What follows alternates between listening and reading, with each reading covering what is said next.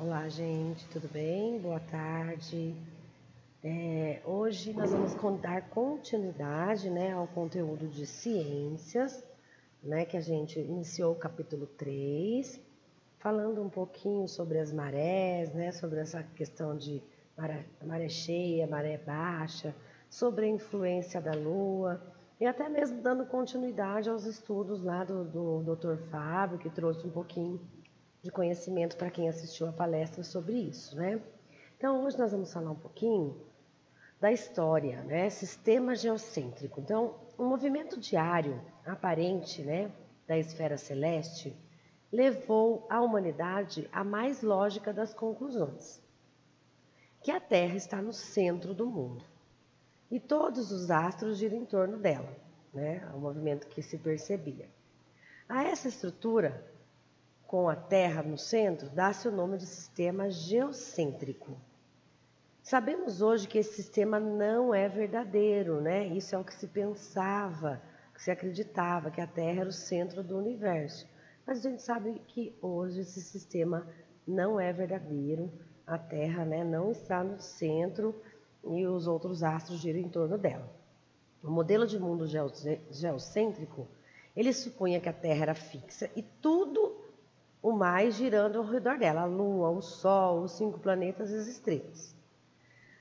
A ordem de colocação desses astros foi estabelecida supondo-se que, quanto mais tempo o astro levava para dar uma volta em torno da Terra, mais distante ele deveria estar, porque demorava mais para ele dar a volta, porque ele estava mais distante do centro.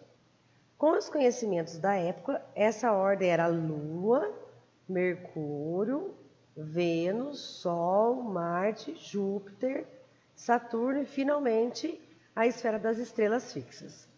Os planetas Urano, Netuno e Plutão não tinham ainda sido descobertos por não serem visíveis a olho nu, que o Fábio até comentou com a gente, que eles não eram visíveis a olho nu, que foi percebido esses planetas através de um cálculo matemático, e aí que foram averiguar, Então, aqui, nós temos uma representação desse sistema que não é verdadeiro, tá?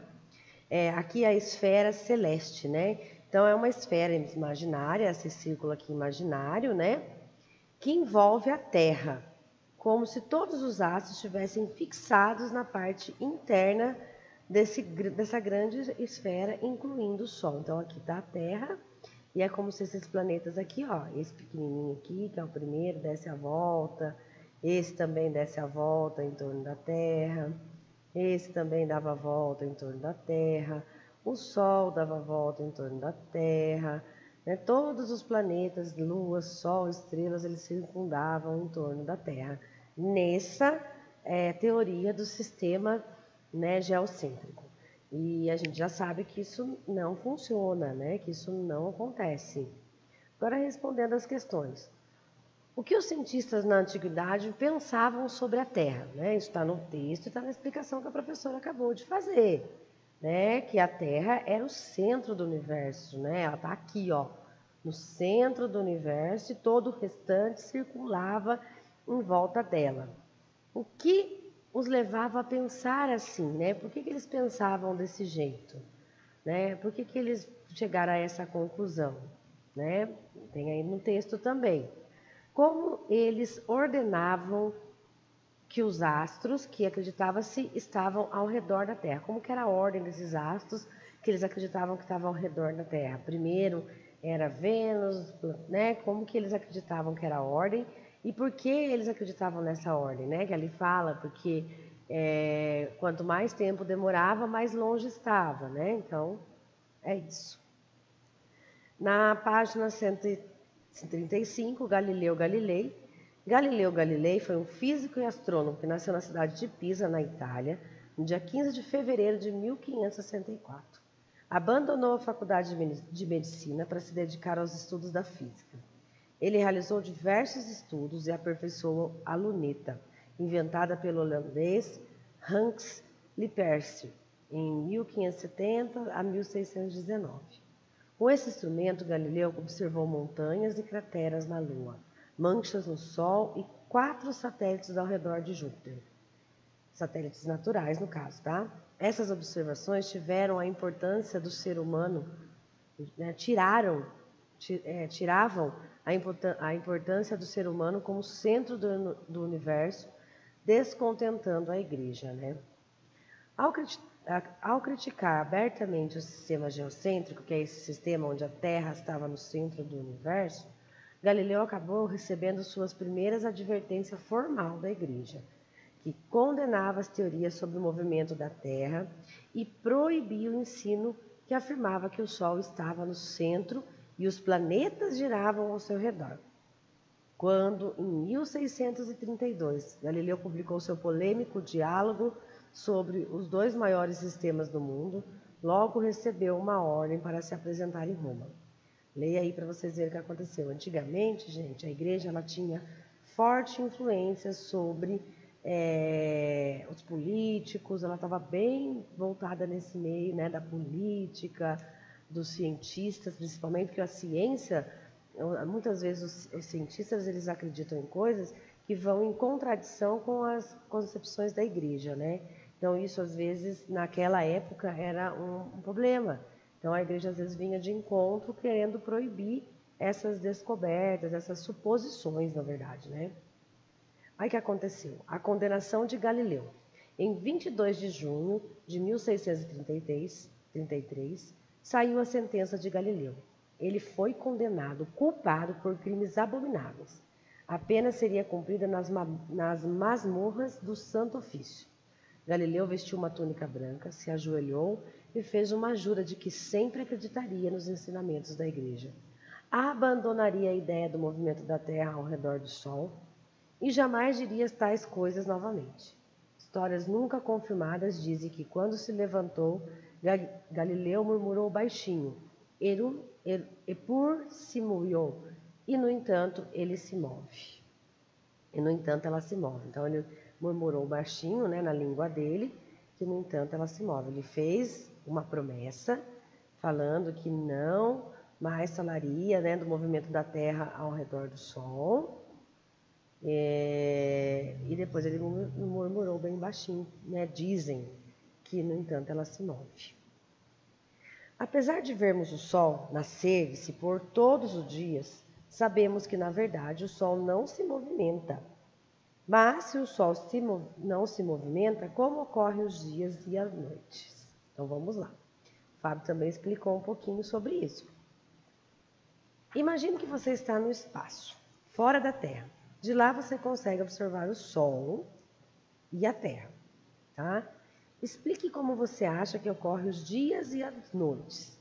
Registre sua explicação em uma folha avulsa, pode usar desenhos e até legendas, tá? Então você vai colocar a sua explicação numa folha avulsa. Você está vendo aqui, você está fora, você está vendo aqui o Sol e está vendo aqui a Terra. Como que existem os dias e as noites, né? Pensem. 2. Observe esta imagem. Ela foi tirada por um satélite que está ao redor da Terra e que representa as áreas claras. O que representa as áreas claras e as mais escuras?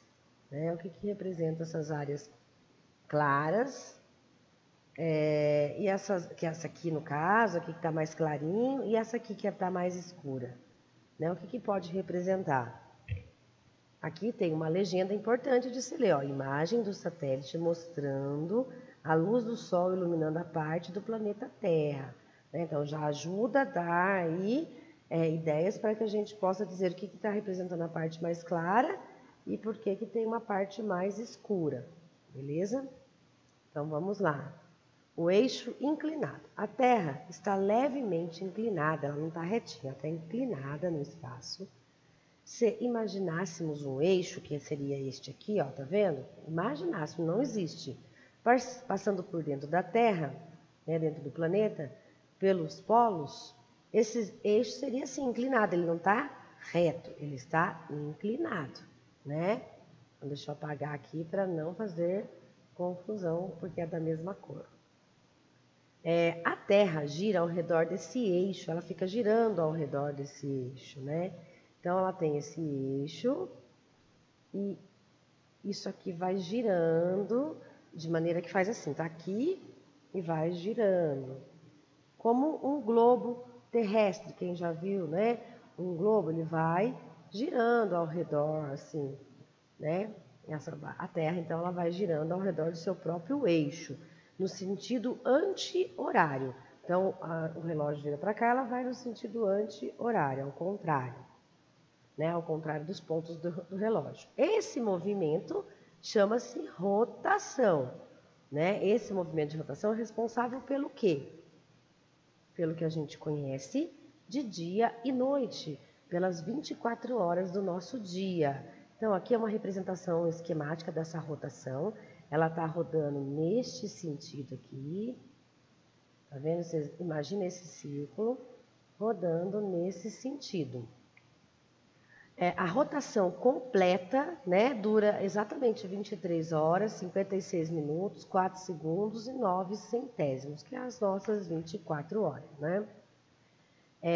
O eixo inclinado da Terra e sua rotação no sentido anti-horário explicam esse fenômeno de dia e de noite, porque o Sol ele está parado, né? Vou fazer um Sol bem simples aqui, do desenho, né, do primário. Ele está parado e a Terra está aqui girando. Então, por exemplo, nesse momento a Terra está aqui. Esse lado da Terra está iluminado e esse outro lado da Terra está escuro. Quando ela continuar girando esse lado e vier para cá, esse lado vai estar iluminado, esse outro lado aqui vai ficar escuro. É a mesma coisa de vocês pegarem uma lanterna, colocar uma lanterna e pegar um círculo, uma bola e girar. Nesse movimento vocês vão ver que não tem como ele estar iluminado por inteiro. A hora que vira, determinado ponto vai estar mais iluminado e o outro vai estar atrás da luz. Então não tem como ele estar iluminado. Então lá é noite. E, né, o ponto que está de frente para a luz é dia. Então, o fenômeno dos dias e das noites é o mais conhecido. Mas a rotação também é responsável pelos ventos que equilibram o calor na superfície da Terra, né? Então aqui, ó, mais uma vez, os raios solares, tá vendo? Essa parte que está aqui agora, ela está iluminada pelo Sol, recebendo calor e é dia. E a outra parte do círculo, faz uma experiência, pega uma lanterna e uma bola qualquer e põe de frente. Vocês vão ver que a parte de trás não vai iluminar, a parte da frente vai iluminar, a parte de trás não tem como iluminar, é impossível iluminar. Por quê? Porque ela está atrás. Somente quando fizer o movimento da virada do eixo é que vai iluminar, né? Então aqui, ó, o Sol ilumina apenas metade da Terra. Ao girar, outras partes vão sendo iluminadas, né? E aí a parte que está iluminada vai ficando escuro também. Então, nós vamos parar aí nesse movimento de rotação, né? Na próxima aula a gente dá continuidade, mas isso tem muito a ver com a palestra, ele explicou também, e a gente está reforçando para que vocês entendam bem e possam fazer uma avaliação tranquila em relação a isso, tá bom, gente? Bons estudos, qualquer dúvida não entendeu, entre em contato, chama a professora e a gente vai esclarecendo essas dúvidas. Até a próxima aula, gente.